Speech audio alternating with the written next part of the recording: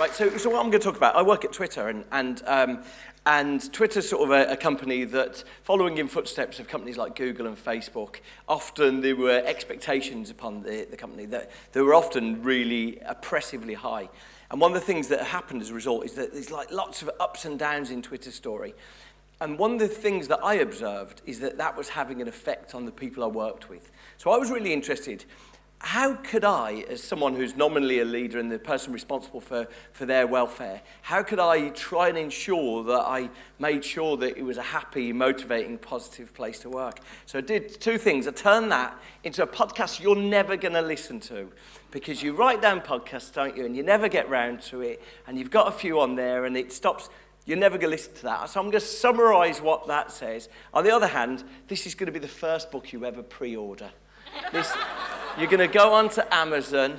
This is going to be I don't know if you've ever ordered things and you've ordered them from like eBay and they're coming from China and you forget you've ordered them, and then like 3 weeks later in the post, it's like a gift from past you to future you.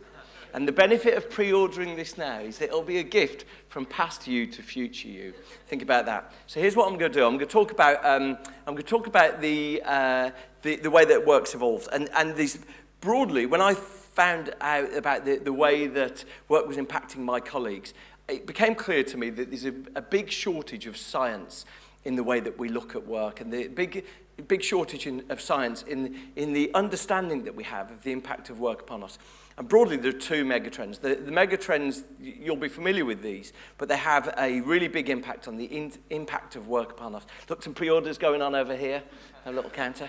The impact of work upon us. The first one is when we all agreed to get email on our mobile phones. And I recognise for some of you, that's just a norm. That's just what has always happened. But there were some of us, and let me describe the scenario.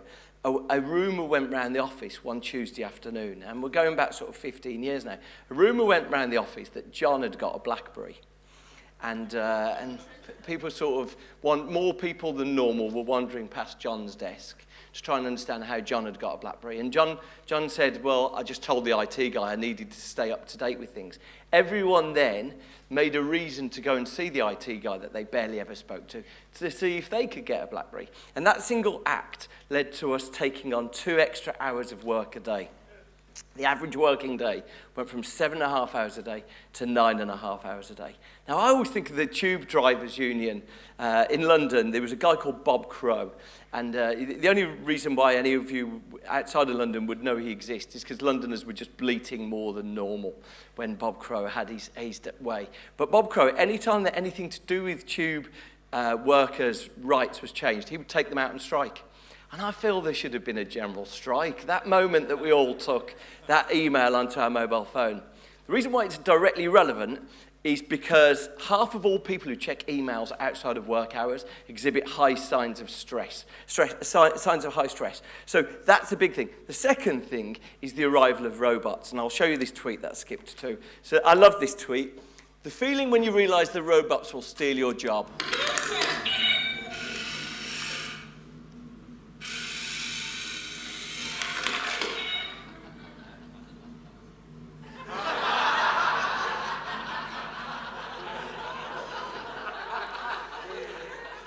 Here's what's happening. We don't believe it yet. None of us believe it. But in the same way that none of us believed 5 years ago that you could press a button and a car would suddenly turn up outside and take us off somewhere, and when we got home there would be food waiting for us that we'd ordered. None of us believe it, but computers will to some extent start into sort of weaving themselves into our working lives and start stealing bits of our job. And what will they steal? They'll steal everything but the most creative work. So what I'm going to illustrate for you today is that if we need to protect creativity, if creativity is the secret sauce that robots can't get to, the science strongly suggests we cannot be creative when we're stressed. So if we keep bowing to Megatrend 1, we're going to fall foul of Megatrend 2. And that's what I'm going to try and illustrate for you today. So here's one example. This is some work by a woman called Alice Ison. Alice Ison is 50 years ago, she conducted this experiment, and she's one of the pioneering researchers into positive psychology. She did this experiment where she phoned people at home on a Saturday night, And the phone call came through, and the phone call was from someone in a payphone. So I guess, these days would say someone who's got limited credit on their phone. Phone call came through, and it was, "Hi, I'm phoning to speak to Victor, who is going to pick her up." Now, with that phone call, she'd used her last coin, but she clearly dialed the wrong number to get through to the houses. Here's what happened next. The people who were in a good mood generally offered to make a phone call for her. The people in a bad mood put the phone down. And that's what happens every day in our jobs. People who are in what we call positive affect behave in a very different way to people who aren't in positive affect. It has a big impact on the creativity, the collaboration, and the teamwork that we exhibit. So it's a really big impact. It has a big impact on the way that work's evolving. And what a lot of firms try and do, they think, okay, well, the way that we'll try and put our employees in positive affect, the way we'll try and enhance the way that they're feeling is giving them perks and benefits. This is what someone described to me as the smoothie delusion. The idea that somehow you can press a banana and strawberry smoothie into someone's hand and it will take away the pain of their job. And the issue with that is it's fundamental, but psychologists and philosophers agree on this. These two forms of happiness. Hedonic happiness, shout out for hedonic happiness, fantastic fun while it lasts, and eudaimonic happiness. Eudaimonic happiness is that sort of, that pleasure, that purpose. Gardening provides eudaimonic happiness. Anything where we're maybe helping others provides eudaimonic happiness. It's where there's a sense of meaning about it. Hedonic happiness, gloriously fun, but it's very fleeting. And here's what I found fascinating. This is from a guy called Dan Cable, who's a professor at London Business School. He said, employees, this is the smoothie delusion, employees who receive rewards for doing boring work and making themselves sick. Effectively, if we try and bribe our brains, we try and bribe our bodies into believing that what we're doing has any value, then our bodies aren't convinced about it. So I think, if we're going to try and find a way to make our jobs rewarding, motivating, and ideally sort of creative, then we need to find better ways to do it than bribing ourselves with smoothies. I'm going to talk about, I mentioned that stress kills creativity. Let me give you one example of this. This is from a pioneering researcher, a guy called Jack Pansep.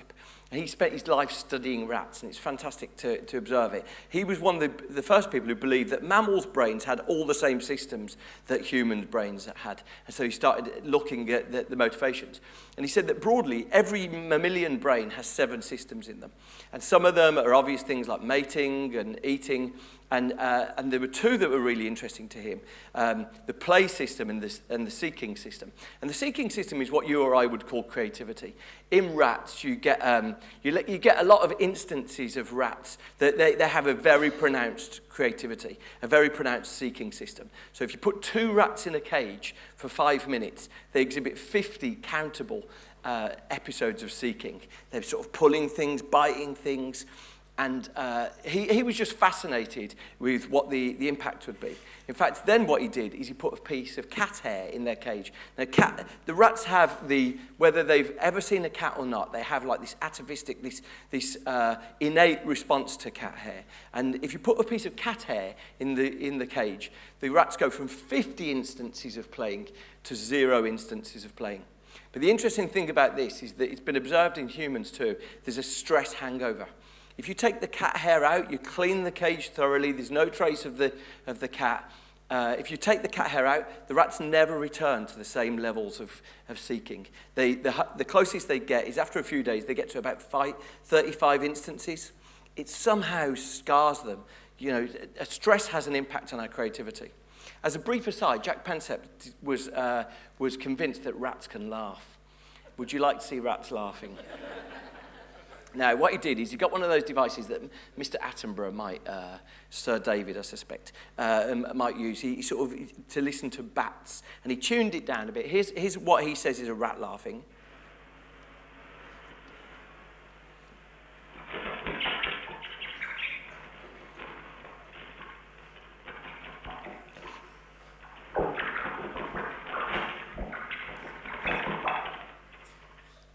I know there's a few people not convinced that was laughter. Here's what I'll say. He'll say, to try and demonstrate that this was laughter, he then said, okay, so I've been monkeying around with the rats and I've been giving them a bit of pleasure, but how about if I move my hand over the other side of the cage? If they were loving it, they'll run to the hand. If they weren't loving it, they won't run to the hand. Loving it. They were loving it. Okay, right, what I'm going to do is, so Jack Pansep, stress kills creativity. Stress kills creativity. Right, this I think is especially interesting for the lives that we live right now. Daniel Levitin wrote a book a few years ago, and I've condensed it all. But this is the killer phrase, and I think as soon as you accept this phrase, this is based on research into something called ego depletion. As soon as you accept this phrase, then you have to change everything you do in your jobs. And he says this: our brains are configured to make a certain number of decisions per day, and once we reach that limit, we cannot make any more, regardless of how important they are. Our brains are zero sum. So all of this time, just swiping away a few emails, just doing a bit more, it damages our ability to do the important, the creative thinking when it matters. And that's why I think we should try and channel a bit more of Chris Hoy. So Chris Hoy said this was the mantra of the Team GB cycling team. He said the mantra was, never stand when you can sit, never sit when you can lie down. What do you mean by that? He means stop this tearing away around in our offices. Let's translate this. Stop this tearing around, trying to do more, trying to sort of squeeze another meeting in, squeeze another call in. Because what you're doing in that continual busyness is you're destroying your capacity to win loads of gold medals, to do the best that you can do in your job. That's why I think, we often see, Elon Musk's had a bad month, hasn't he? And until last month, I think probably Elon Musk was the poster boy for the 130-hour work week. Now, I want you to discard Elon. I want you to move on from Elon. I want you to go to Charles Dickens. Charles Dickens wrote 15 novels, 200 short stories, edited a weekly magazine. Where'd you find the time, Charles? Didn't work afternoons. He didn't work afternoons, Charles Dickens. He basically used to do 5 hours of work in the morning and then go for a 10-mile walk. Now, I like to think what a modern appraisal system would say about Charles Dickens. Charles, I've called you for your review. Some good points and some bad points. Someone said that they asked you to jump on a call at 3 o'clock and you declined it. And that's the problem. We mistake busyness for actually productivity. Right, so here's the challenge, that most managers have 23 hours a week of meetings. Most British office workers have 16 hours. So whether it's 2 days a week or 3 days a week in meetings, we're putting too many barriers in front of people to actually doing their job. I'm going to give you now, in my remaining time, I'm going to give you five ways to enjoy your work. Someone's saying that's not enough. I'm going to give you 7 ways to enjoy work again. And the reason why I'm going to give you 2 more is there's 2 ways to be happier, full stop. Number 1 way to be happy, full stop in life is to sleep more. And the science of this is overwhelming. In fact, a lot of the people, there's a brilliant piece of work that looking at those, you know these people who say they don't need 8 hours, 7 hours. You know these people. And so the scientists actually were interested in these people. What can we understand about these people? They gathered a group of those people. They took them for MRI scans. A significant number of them fell asleep in the MRI scanner. God bless them, but they're talking shit. We need sleep. It's the most important performance enhancer we can possibly have, and it makes us more attractive. It's a really important thing. Second most valuable thing to be happier in life is to have happier friends. Now, I recognise that that's a challenge because we're encumbered with our friends. But here's what I'll say. Introduce a new system. These are Wednesday night friendship and a Saturday night friendship. Now, if your mum was right that the world broadly splits into drains and radiators, you know that idea? You'll understand drains and radiators. If there's enough of you to get in 2 cabs, you know that you work it so that you end up in the cab with the radiators, right? The people who somehow emanate just a bit more energy, you smile in their presence. And then there's drains. Don't get me wrong. If you're married to a drain, you learn coping strategies to deal with it. But there's people who are energy reducers. Somehow when you're in a room with them, just everything seems a bit more earnest and sober. And I think, I'm proposing that you move the drains to Wednesday night. Quick glass of wine on your way. Saturday night, Saturday night's where you invest your time in the hedonic pleasure with the radiators. But they're the two ways. Right, let me show you ways to improve work. Number one way to get happier at work is to turn off notifications on your phone. The organisation that did this, Telefonica did some work into this. They wanted to get people to reduce the notifications on their phone for a week. They couldn't get enough people to turn off all notifications for a week. So they got them to commit to turn off notifications for a day. And 2 years later, half of all of those people still had their notifications turned off. The demand that our devices put upon us actually isn't conducive for good thinking. Second one, really almost pedestrian, almost trivial, reclaiming our lunch. What you tend to find is the research on reclaiming your lunch might feel like, how can a business be enhanced by this? In fact, you find that any time that organizations have a break and enforce a break, performance goes up, productivity goes up, and we actually recover the lost time in the work that we're doing. In fact, if I can give you one reason to take a lunch break, it's that qualitatively our weekends are better if you take a lunch break. We tend to arrive at the weekend exhausted and burnt out if we don't take a lunch break. So it's paradoxical. You think you're not taking a lunch break so you can leave work on time, and what you're doing is you're sending a zombie home to your family and friends. Next one, chat. Now, this is a really interesting one. If you look at the evidence, there's a brilliant piece of work by a team out of MIT in Boston. And they took badges that they put around people's necks, and they effectively sort of built a heat map of what goes on in the average office. Sort of secret place, really. We spent all day there, but there's very little data gathered. And they found that the email correlates to less than 2% of workplace productivity. Meetings account for almost the same. The number one thing that contributes to workplace creativity and productivity is face-to-face chat.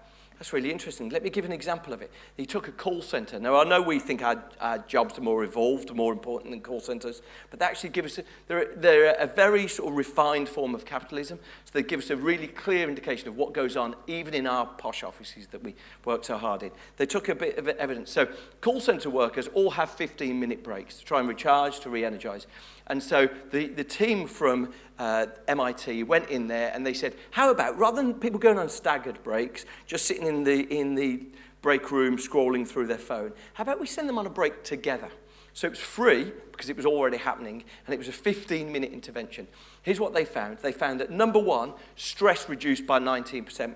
And that's because if I've just come off a phone call with someone in a call center, if I've come off a phone call and I'm like, it's been a stressful encounter, I come off a call and I chat to the person next to me, it immediately makes it better. Because in truth, if I go home every night and I tell my partner and my friends I've had bad calls at the call center, it's going to be a bit exhausting if that's my full-time job. So you're not going to take it home with you. So a lot of these things are actually held within us. It's a very high-stress environment. It reduced stress by 19%. But here's the killer thing. Imagine if in your business you could introduce productivity by 23%.